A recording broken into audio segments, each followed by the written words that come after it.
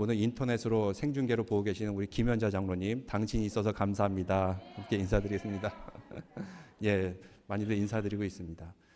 먼저 설교를 하기 전에 영상 자료 하나 보여주시겠습니까? 미국의 한 여성이 결혼식을 불과 며칠 앞두고 변심한 예비 신랑으로부터 갑자기 파혼 통보를 받았습니다. 파혼당한 신부 입장에서 상심과 분노가 극에 달할 텐데 이 여성은 웨딩드레스를 입고 마라톤 코스를 달리며 스트레스를 날렸습니다. 김지영 기자의 보도입니다. 미국 플로리다주 템파에 사는 카일리 마뉴락 씨가 약혼자로부터 파혼 통보를 받은 건 결혼식을 불과 며칠 앞둔 날이었습니다. Message saying he didn't want to marry me. I just kind of went numb, and my maid of honor, my mom, and my family, and all my friends just kind of helped me call people and just let them know the wedding was over. And I was just so devastated. 카일리는 절망에 빠지는 대신 오히려 당당히 웨딩드레스를 차려입었습니다. 들러리 설 예정이던 친구들과 함께 컬러런 대회에 참가한 것입니다. 컬러런은 물감으로 마음껏 옷을 더럽히며 즐기는 마라톤 대회입니다. 드레스를 입고 5km를 달린 뒤 무대에 올라 신나게 춤을 추면서 슬픔과 충격을 날려버렸습니다. 카일리는 파혼당하지 않았으면 이런 해방감을 느끼지 못했을 거라며 오히려 변심한 전 약혼자가 고맙다고 말합니다. I want to tell him thank you for sparing me anything, heartaches down in the road, and thank you for letting me go so I can find true happiness, 웨딩드레스를 버리지 않고 간직하겠다는 카일리는 자신의 당당한 대처법이 같은 아픔을 겪은 다른 여성들에게 힘이 됐으면 좋겠다고 말했습니다. YTN 김지영입니다. 예, 해외 토픽 뉴스 영어로 보는 것보다 한국 뉴스로 이렇게 보게 됐는데 다시 창문을 좀 열어주시겠습니까? 예. 이제 햇볕이 들어와서 따가운 곳이 있으면은 창문을 닫지만 그래도 이렇게 밝은 햇빛 가운데 우리가 또 주님의 자연의 빛을 보면서 더 밝게 예배드리는 것 같습니다. 이 여인은 불행한 일을 당하였습니다. 그런데 뭐라고 반응합니까? 땡큐, 감사하죠. 왜 나를 파혼시켜줘서? 또 무엇이 감사했을까요? 결혼으로 인한 부담감, 이 압박감. 당신이 나를 파혼했기 때문에 나는 이것으로부터 벗어날 수 있었다. 그래서 땡큐, 감사하다. 이렇게 반응하는 것을 보게 됩니다. 우리 인생에도 여러 가지 일들을 만날 때가 있는데 이것이 불행인가 고통인가 아니면 이것이 감사한 일인가 우리가 어떻게 그 의미를 해석하고 발견하느냐에 따라서 달려있는 것입니다. 우리 믿음의 신앙인들은 항상 주님의 천국, 킹덤 오브 갓, 하나님의 그 나라 안에 살기 때문에 모든 일이 감사와 또 기쁨으로 넘칠 줄로 믿습니다. 어떤 목사님이 이런 얘기를 하셨는데요. 지어낸 이야기입니다. 여러분 이 미국 지역에 보면은 이렇게 무슨 벨트라고 해요. 소이 벨트. 콩이 많이 생산되는 것은 소이 벨트. 그리고 러스트 벨트. 그런 철강이 생산되는 지역. 그렇지만 지금은 산업이 이렇게 죽은 지역은 러스트 벨트라고 합니다. 어감이 안 좋죠. 근데 우리가 사는 이 테네시 지역은 무슨 벨트라고 하는지 아십니까? 예, 맞습니다. 바이블 벨트. 여기 조지아에서 온 분도 계셔가지고 조지아도 바이블 벨트에 속합니다. 근데 바이블 벨트 이외의 지역에는 교회마다 아주 은밀한 곳에 전화기가 있다 그래요. 근데 그 전화기를 가지고 천국으로 통할 수 있는데 1분당 10,000불이나 된다고 그럽니다. 근데 이 바이블 벨트 안에 있는 테네시, 조지아를 비롯한 교회 안에도 전화가 있는데 거기서 통할 때는 천국과 통하는 게 1분당 25센트라 그래요. 왜 이렇게 차이가 날까요? 예.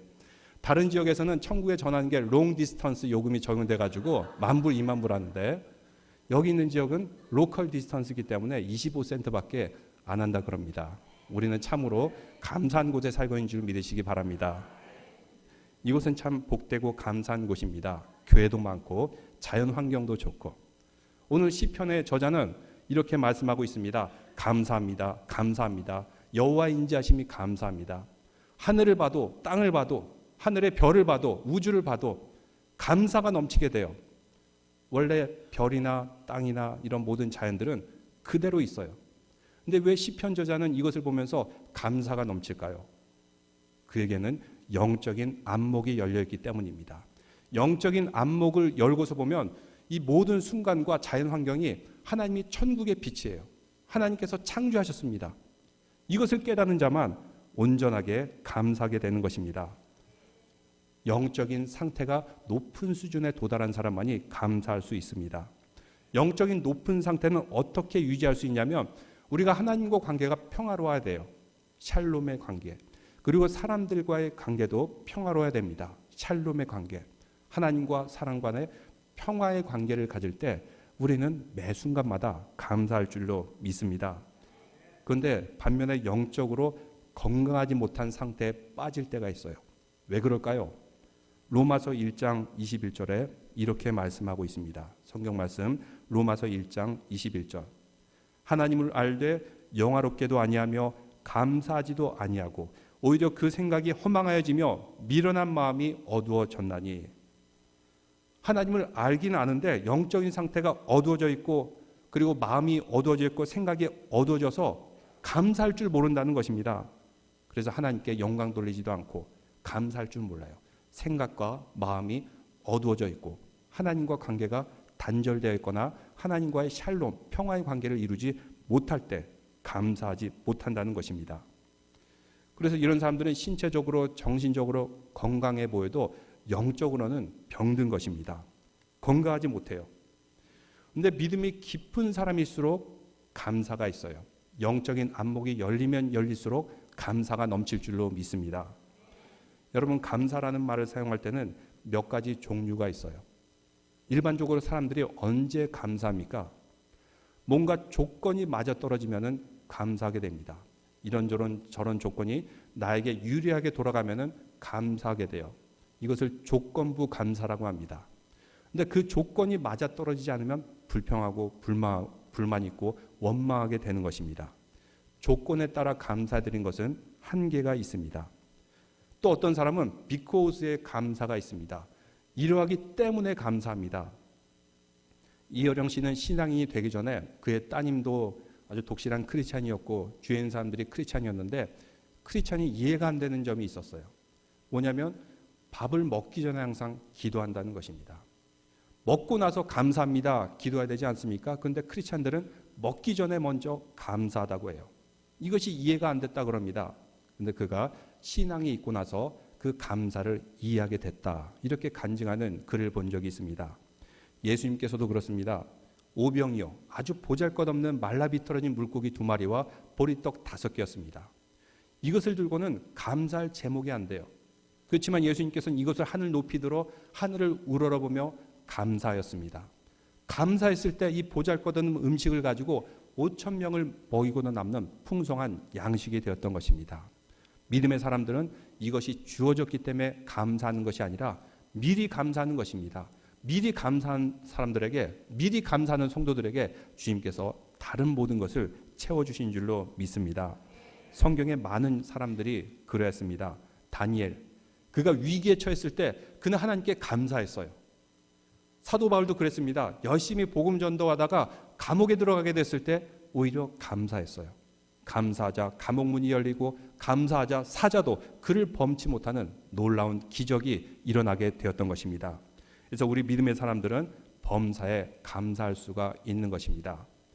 옛날에 개그 프로 중에서 이런 프로가 있었어요. 감사합니다. 감사합니다. 여러분 보신 기억이 있습니까?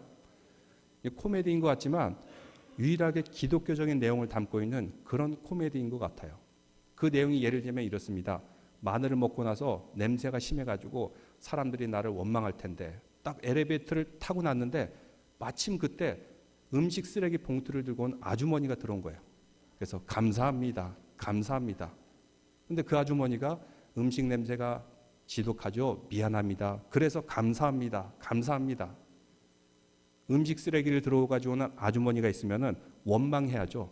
근데 자기의 입 냄새가 다른 사람에게 피해를 안 끼치니까 망신당하지 않아서 감사합니다 하는 것입니다. 사실 모든 순간마다 이것이 원망인가 감사인가, 우리의 영적인 안목과 또 우리의 신앙이 깊으면 깊을수록 모든 일에 감사를 발견할 줄로 믿습니다. 그러면 이렇게 감사하기 위한 영적인 상태를 위해서 어떤 자세를 가지고 있어야 됩니까? 우리 마음이 먼저 하나님 앞에 겸손해야 됩니다. 사람들 앞에 겸손해야 돼요. 감사를 가로막는 가장 큰 장애물이 있는데 그것은 바로 교만한 마음입니다. 내가 이 정도는 누릴 수 있고 내가 이 정도는 받을 수 있고 이런 사람은 절대로 감사를 누리지 못합니다. 내가 이렇게 주어진 거 다 내가 잘나서 그런 거야 라고 하는 사람들도 절대로 감사할 수가 없습니다. 그런데 겸손한 사람은 알게 됩니다. 나에게 주어진 모든 것들 정말 감사가 넘치는 거다. 나는 부족하지만 하나님께서 이것도 주시고 저것도 주시고 많은 것을 채워주셨구나. 이것을 깨닫는 겸손한 사람만이 감사할 수가 있습니다. 우리가 구할 때 기도하라고 말합니다. 근데 우리가 기도 안 해도 주어진 것들이 너무나도 많습니다. 때로는 기도 안 해도 주어지는 소원들이 있어요. 근데 왜 성경에서는 기도하라고 말씀하고 있습니까? 기도하고 기도한 사람은 그 소원이 이루어졌을 때, 성취됐을 때 깨닫게 되는 것이 있습니다. 아, 이것은 하나님께서 나에게 주신 것이다. 하나님께서 나의 약속을 이루어 주셨구나. 그런 사람은 이것을 소중하게 받고 감사하면서 더 큰 은혜와 복을 누릴 수가 있어요. 근데 기도하지 않고 이것이 주어지게 되었을 때는 감사한지 몰라요. 나중에 주어진 것을 다 놓치게 되는 것입니다. 그래서 성경에는 기도하라 기도하라 말씀하고 있습니다. 기도한 사람만이 겸손하게 나에게 주어진 것들을 감사할 줄 알기 때문입니다. 우리는 무엇보다도 죄로 인해서 죽을 수밖에 없고 죄로 인해서 심판받을 수밖에 없는 그런 죄인입니다. 그런데 예수 그리스도께서 우리의 모든 죄를 십자가에서 다 사하여 주셨습니다. 우리는 구원받은 백성입니다. 물론 지금은 성화의 과정을 걷고 있기 때문에 광야를 걸어가는 것 같이 또 넘어지고 원망하고 또 넘어지고 하지만 최종적으로는 무엇이 약속이 되어 있습니까? 요단강을 건넜을 때 가나안의 천국이 모두에게 약속되어 있습니다. 이것을 아는 사람은 어떤 가운데서든지 감사할 수가 있는 것입니다. 나를 구원하여 주셨기 때문에 나의 생명을 건져 주셨기 때문에 감사할 수가 있는 것입니다. 그래서 사도 바울도 고린도전서 15장 10절에 이렇게 고백합니다. 나의 나된 것은 전적인 하나님의 은혜다. 하나님께서 나에게 주신 선물이라는 것입니다. 나의 나된 것, 구원하여 주신 것, 내가 이렇게 살아갈 수 있는 것, 전적인 하나님의 은혜다. 두 번째로 영적으로 건강하고 평안을 누리려면 이 모든 순간을 하나님께서 섭리하시고 주관하신다는 것을 깨달은 사람만이 그 의미를 깨닫고 감사할 수가 있습니다. 몇 년 전에 러시아 항공우주국에서 긴급 속보를 내리게 되었습니다. 가끔가다 이렇게 지구에 운석이 떨어질 때가 있는데 마침 이번에 떨어지는 운석은 러시아의 어느 마을에 떨어진다는 것입니다. 그러자 그 마을 사람들이 난리가 났어요. 패닉이 되었습니다. 이 운석이 떨어지면 큰일 날 텐데 완전히 폭탄 맞은 것 같이 대재앙이지 않습니까? 그래서 도망간다, 난리 난다, 이렇게 피난 간다. 동네 사람들이 다 패닉이 되었어요. 근데 그때 어떤 청년은 신문에서 이렇게 인터뷰를 하게 됩니다. 나는 우리 집에 운석이 떨어졌으면 좋겠다. 왜냐? 운석은 우주에 떠다니는 별 중에 하나입니다. 그 우주에 떠다니는 별이 내 집 마당 앞에 떨어진다는 것은 우주와 연결되어 있다는 것을 의미합니다. 얼마나 놀라운 사건입니까? 아마 많은 사람들이 이 운석을 보러 우리 집 앞에 올 텐데 그렇기 때문에 나는 운석이 우리 집 앞에 떨어졌으면 좋겠습니다. 이렇게 고백했다는 것입니다. 그러자 이 기사를 읽고 많은 사람들이 마음이 변했어요. 그전에는 운석이 떨어지면 어쩌나 도망가려고 했고 그리고 두려워했는데 그래 우리 집에도 떨어졌으면 좋겠다 하면서 사람들이 갑자기 마음이 바뀌기 시작했다는 것입니다. 무엇이 차이가 있습니까? 운석이 떨어진 것은 똑같지만 이 의미를 어떻게 해석하고 받아들이냐에 따라서 전혀 다른 차원으로 행복하고 감사할 수가 있는 것입니다. 사실 운석이 얼마나 비싸요. 그 비싼 게 내 집 안팎에 떨어지면은 이거 엄청나게 대박을 치는 것입니다. 이거를 깨달은 그 청년은 운석이 우리 집 앞에 떨어졌으면 좋겠다. 별이 보석이 되는 것입니다. 우리도 살아가다가 때로는 예상치 않은 운석이 떨어질 때가 있어요. 별로 안 좋은 일을 만날 때가 있어요. 근데 그 이면을 바라봤을 때 그 가운데는 주님께서 주시는 감사의 제목이 있는 줄로 믿습니다. 달리 보면 이것이 행운일 수가 있고 하나님께서 우리에게 주신 감사일 수가 있습니다. 이것을 깨달은 사람만이 감사할 수가 있습니다. 두려움의 대상이 아닙니다. 우리 세상의 모든 만나는 일들, 두려움과 문제가 아니라 하나님께서 우리에게 주시는 운석과 같은 보석인 줄로 믿습니다. 근데 이것을 해석하지 못하고 이 의미를 깨닫지 못하면은 불평하고 원망하고 두려울 수밖에 없는 것입니다. 골리앗이 이스라엘 백성 앞에 나타났을 때 그 큰 등치, 그 놀라운 몸, 그 갑옷, 창과 단창, 이것을 보고 다른 사람들은 다 무서워했어요. 두려워했어요. 근데 다윗은 하나님을 더 두려워하는 사람이었습니다.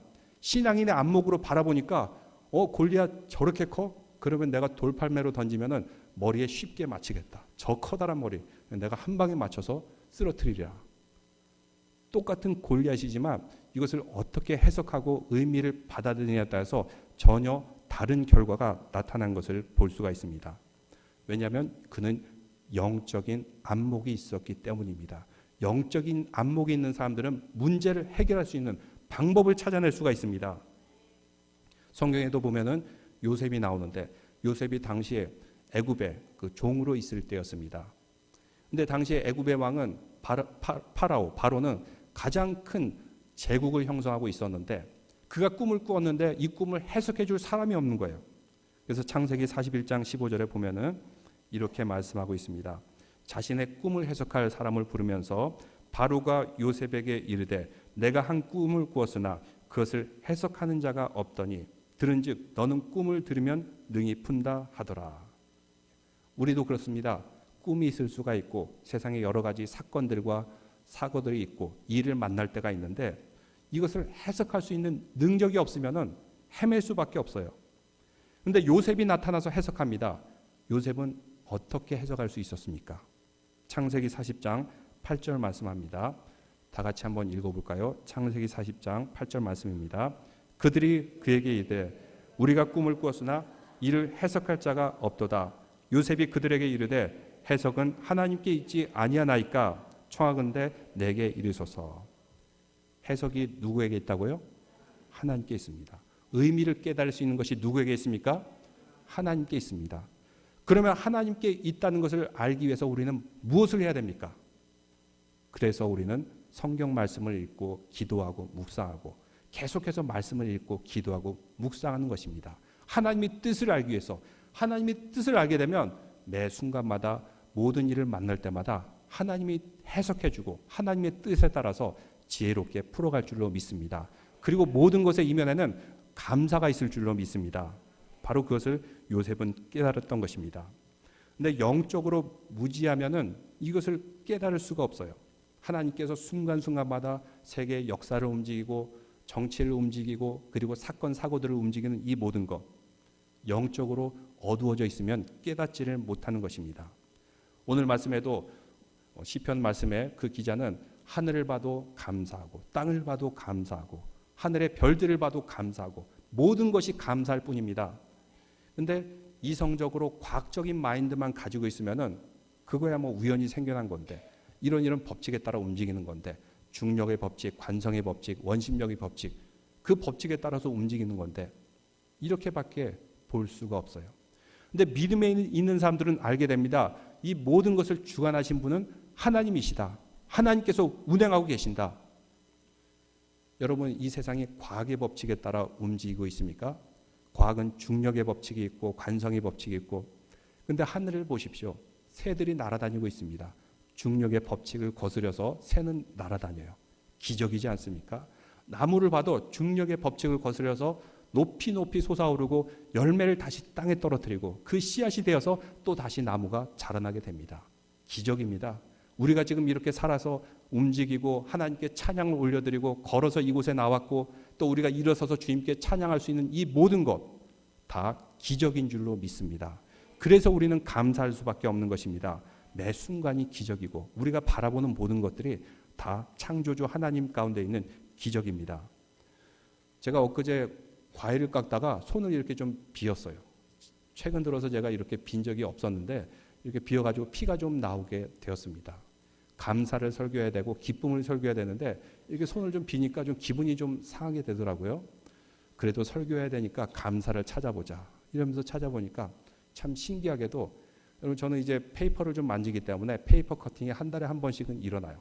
이거 커팅되면 굉장히 쓰리고 아픈데 이상하게 이렇게 칼에 베었는데 별로 통증이 없어요. 참 신기하더라고요. 통증이 많지가 않아요. 근데 한 1시간 정도 지나고 나니까 피가 이렇게 막 있으면서 딱 엉켜 붙으면서 더 이상 피가 나지 않더라고요. 그리고 하루 자고 일어나니까 3살이 조금 돋아나는 것 같고, 하루 자고 일어나니까 좀 더 아무는 것 같고, 참 기적인 것 같지 않습니까? 우리 인간의 몸의 치유와 회복이. 과학적인 법칙에 의해서 물리적인 힘이 가해지면 그 힘이 그대로 있어야죠. 근데 우리는 창조주 하나님의 섭리 가운데 지어진 존재이기 때문에 상처가 있고 아픔이 있고 고통이 있어도 다시 일어서고 회복될 수 있는 주님의 기적이 있는 것입니다. 그렇기 때문에 매사에 감사할 수가 있는 것입니다. 이것을 깨달은 사람만이 감사할 수 있습니다. 또 마지막으로 우리가 믿음이 있을 때 감사할 수 있습니다. 감사를 가로막는 것이 있는데 하나님에 대해서 불신하는 겁니다. 하나님에 대한 믿음과 신앙이 약해졌을 때 원망하고 불평할 수가 있어요. 그런데 믿음 있는 사람들은 어떤 때든지 감사할 수가 있습니다.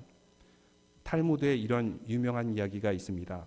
어느 랍비가 당나귀를 타고 닭 한 마리 들고 어느 마을에 도착하게 되었습니다. 근데 그 마을에 이제 여관이 없어가지고 잠을 잘 수가 없었어요. 좀 불평을 했어요. 그래서 그 마을에서 조금 떨어진 곳 마을 어귀에다 텐트를 치고 불편하게 잠을 자게 되었습니다. 또 책을 읽으려고 성경을 읽으려고 불을 켰는데 키자마자 바람이 불어와가지고 불이 꺼져서 책을 읽을 수가 없었어요. 참 불평하면서 잠을 자게 되었습니다. 근데 조금 있다 보니까 들짐승들이 와가지고 나귀도 잡아먹고 닭도 다 잡아먹었어요. 불평했어요. 원망했습니다. 근데 그 다음날 일어나고 보니까 그 마을에 도적대들이 와가지고 마을 사람들을 죽이고 약탈을 해간 겁니다. 근데 이 랍비는 그 밤사이에 아무것도 모르고 잠만 잘 수 있었어요. 알고 보니까 호롱불에 불이 다 꺼져가지고 도둑이 거기에 사람이 있는 줄을 알지를 못했던 것입니다. 또 들짐승들이 닭하고 당나귀를 죽여가지고 이 들짐승들이 울지 않아가지고 거기에 사람이 있는 줄을 알지를 못했던 것입니다. 그가 불행을 당했고 고통을 당했지만 사실은 그 불행과 고통이 그의 생명을 지켜주고 그를 보호해줬던 것입니다. 그래서 감사할 수 있었다라는 그런 탈무드의 이야기가 있습니다. 우리도 살아가면서 여러 가지 불행을 만날 때가 있고 또 예상치 못한 손실을 당할 때가 있습니다. 근데 사실 그 이면에는 하나님께서 우리의 생명을 지켜주시고 우리를 보호해주기 위한 주님의 섭리와 은혜가 있는 줄로 믿습니다. 영적으로 깨어있을 때 그리고 우리가 믿음이 있을 때 우리는 감사할 수 있습니다. 또 우리는 겸손할 때 감사할 수 있습니다.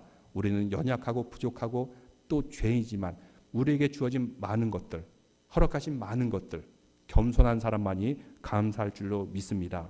그래서 범사에 감사하라, 항상 감사하라는데 이것은 바로 예수 그리스도 안에서 우리를 향한 하나님의 뜻이니라 이렇게 말씀하고 있습니다. 환경과 조건이 주어졌을 때 감사합니다. 그렇지만 우리 믿음의 사람들은 그럼에도 불구하고 감사함을 통해서 더 많은 것들이 우리 삶에 채워지고 더 많은 감사가 넘치는 우리 믿음의 성도들 되시기를 주님의 이름으로 축원합니다. 기도드리겠습니다. 하나님 아버지 감사합니다. 11월 감사의 달을 맞이했습니다. 오늘 말씀과 같이 우리가 범사에 감사하고 작은 별빛에도 감사할 때 주님께서는 달빛을 주시고 또한 달빛에 감사할 때 햇빛을 주시고 햇빛에 감사할 때 천국의 빛을 우리에게 허락해 줄 줄로 믿사옵나이다. 믿음의 영적인 안목이 열려서 매 순간마다 닥쳐오는 하나님의 섭리 그리고 하나님께서 우리에게 약속을 주기 위해서 우리를 이끌어가는 그 인도하심에 우리가 따라갈 때 우리의 삶에 더욱더 감사가 넘치게 하여 주옵시고 넘치는 감사를 이웃과 또 성도들에게 서로 나눠줄 수 있는 믿음의 성도들 되게 하여 주시옵소서. 예수 그리스도 이름으로 기도드리옵나이다. 아멘.